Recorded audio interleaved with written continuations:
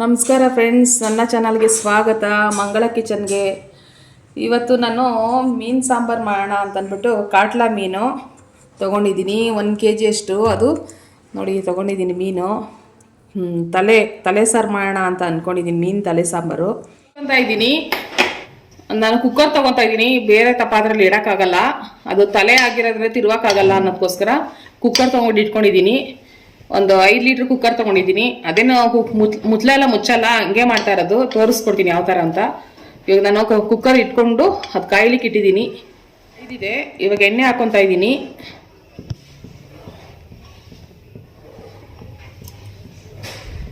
ಒಂದು 4-5 ಸ್ಪೂನಷ್ಟು ಎಣ್ಣೆ ಹಾಕೊಂಡಿದ್ದೀನಿ. ಎಣ್ಣೆ ಕಾಯ್ದಿದೆ. ಇವಾಗ 1 ಸ್ಪೂನಷ್ಟು ಸಾಸಿವೆ ಹಾಕೊತಾ ಇದ್ದೀನಿ.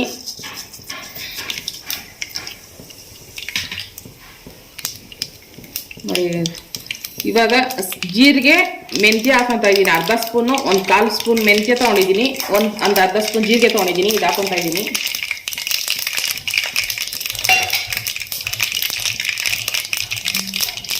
ಇವಾಗ ಮೆಣಸಿನ್ಕಾಯಿ ಹಾಕ್ತಾ ಇದ್ದೀನಿ ನಾನು.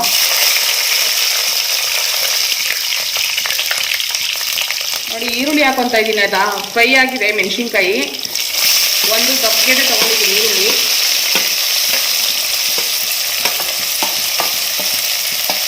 ಚೆನ್ನಾಗಿ ಬ್ರೌನ್ ಕಲರ್ ಬರಬೇಕಿದು ಈರುಳ್ಳಿ.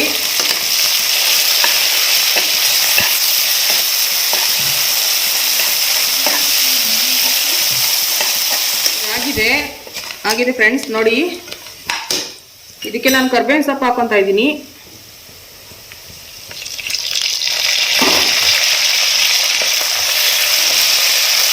ನಾನು ಪ್ರತಿ ಸಾಲಿನೂ ಕರ್ಬೇವಿನ ಸೊಪ್ಪು ಲಾಸ್ಟಲ್ಲಿ ಹಾಕೊಳ್ಳಿ ಅಂತ ಹೇಳ್ತಾ ಇರ್ತೀನಿ ಯಾವಾಗಲೂ, ಯಾಕೆಂದರೆ ಸೀದೋಗಬಾರ್ದು ಅಂತ. ಇವಾಗ ನಾನು ಬೆಳ್ಳುಳ್ಳಿ ಪೇಸ್ಟ್ ಹಾಕೋತಾ ಇದ್ದೀನಿ 1.5 ಸ್ಪೂನು.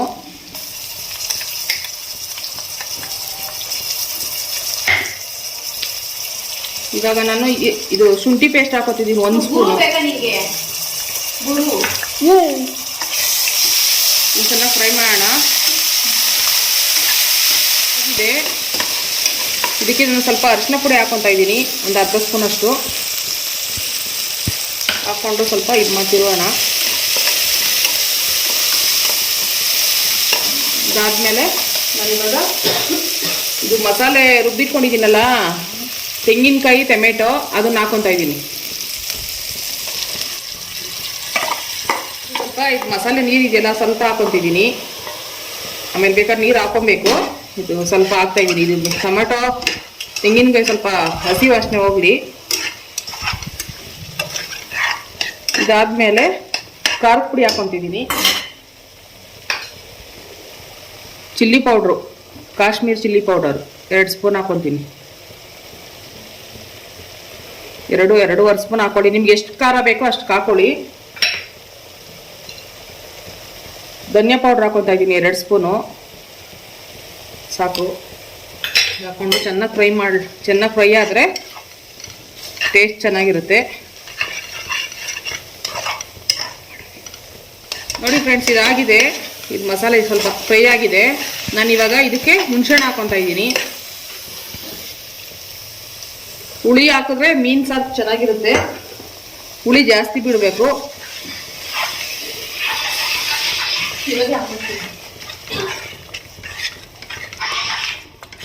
ಇದು ಎಣ್ಣೆ ಚೆನ್ನಾಗಿ ಬಿಟ್ಟಿದೆ.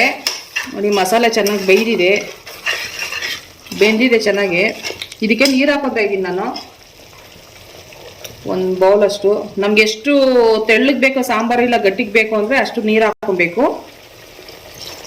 ನಾವು 1 kg ಅಷ್ಟು ತೋರಿಸ್ಕೊಡ್ತಾ ಇರೋದಷ್ಟೇ. ನೋಡಿ, ಇದೆಲ್ಲ ತಿರುಗಿಕೊಂಡು ಚೆನ್ನಾಗಿ ತಿರ್ಸ್ಕೊಳ್ಳೋಣ. ಇದಾದಮೇಲೆ ಒಂದು 10 ನಿಮಿಷ ಬೇಯಬೇಕು ಸಾಂಬಾರು ಇದು. ಇದಕ್ಕೆ ಉಪ್ಪು ಹಾಕೊತಿದ್ದೀನಿ. ನಾನು ಕೈಲೇ ಹಾಕೊತಿದ್ದೀನಿ. ನೋಡಿ, ಇಷ್ಟು ಉಪ್ಪು ಹಾಕೊತಿದ್ದೀನಿ. ಒಂದು ಅರ್ಧ-ಮುಕ್ಕಾಲು ಸ್ಪೂನು ಅಂದ್ಕೊಳ್ಳಿ. ಇಷ್ಟು ಹಾಕ್ಕೊಂಡು ಚೆನ್ನಾಗಿ ತಿರ್ಸ್ಕೊಂಡ್ರೆ ಸರಿ. ಇವಾಗ ಇದನ್ನು ಮುಚ್ಚೋಣ. ಒಂದು 10 ನಿಮಿಷ ಮುಚ್ಚಿಟ್ಬಿಟ್ಟು ಚೆನ್ನಾಗಿ ಬೇಯಲಿ ಮಸಾಲೆ. ಒಂದು 10 ನಿಮಿಷ ವೆಯ್ಟ್ ಮಾಡೋಣ. ಆಮೇಲೆ ಮೀನು ಹಾಕೋ ತೋರಿಸ್ಕೊಡ್ತೀನಿ. ಪ್ಲೇಟು ನೋಡೋಣ, ಬೆಂದಿರುತ್ತೆ ಮಸಾಲೆ.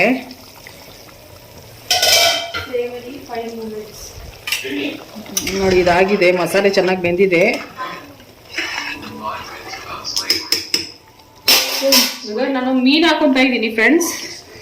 ಮೀನು ತಲೆ ಆದರೆ ದಪ್ಪ ಇದೆ, ಏನು ಅಂದ್ಕೊಬೇಡಿ.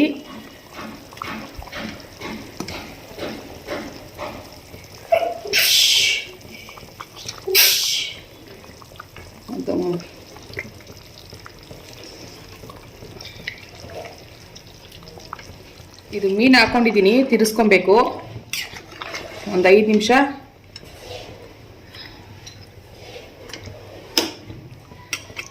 ಚೆನ್ನಾಗಿ ಇದು ಬೆಂದರೆ ಅದು ಮಸಾಲೆ ಚೆನ್ನಾಗಿ ಹಿಡಿಯುತ್ತೆ. ಯಾವತ್ತೂ ಅಷ್ಟೇ ಮೀನು ಸಾರು ಊಟ ಮಾಡಬೇಕಾದ್ರೆ ಚೆನ್ನಾಗಿ ಆರಬೇಕು ಮೀನು ಸಾಂಬಾರು. ಯಾವತ್ತೂ ನೈಟ್ ಮಾಡಿಬಿಟ್ಟು ಬೆಳಗ್ಗೆ ಇಲ್ಲ ಮಧ್ಯಾಹ್ನ ತಿನ್ನಬೇಕು. ಚೆನ್ನಾಗಿ ಉಪ್ಪು ಖಾರ ಎಲ್ಲ ಚೆನ್ನಾಗಿ ಹಿಡಿಯುತ್ತೆ ಮೀನು. ನಾನು ಇವಾಗ ಮಾಡ್ತಾ ಇದ್ದೀನಿ, ಮಧ್ಯಾಹ್ನ ಮಾಡ್ತಾ ಇದ್ದೀನಿ. ಸಂಜೆಗೆ ಊಟ ಮಾಡಿದ್ರೆ ಚೆನ್ನಾಗಿರುತ್ತೆ ಮುದ್ದೆ ಜೊತೆ, ತುಂಬ ಚೆನ್ನಾಗಿರುತ್ತೆ ಟೇಸ್ಟಿಯಾಗಿ. ನಾನು ಒಂದು 5 ನಿಮಿಷ ಮುಚ್ಚಿಡ್ತಿದ್ದೀನಿ, ಚೆನ್ನಾಗಿ ಬೇಯಲಿ ಮೀನು. ನೋಡಿ ಈ ರೀತಿ ಸಾಂಬಾರು ಬಂದಿದೆ. ಇವಾಗ ಸರ್ವ್ ಮಾಡಿ ತೋರಿಸ್ತೀನಿ. ನೀವು ಒಂದ್ಸಲಿ ಮನೇಲಿ ಮಾಡ್ಕೊಂಡು ಟೇಸ್ಟ್ ಮಾಡಿ ಹೇಗಿದೆ ಅಂತ ಕಮೆಂಟ್ ಬಾಕ್ಸಲ್ಲಿ ಕಮೆಂಟ್ ಮಾಡಿ ತಿಳಿಸಿ. ನೆಕ್ಸ್ಟ್ ವೀಡಿಯೋದಲ್ಲಿ ಸಿಗೋಣ. Thank you, bye.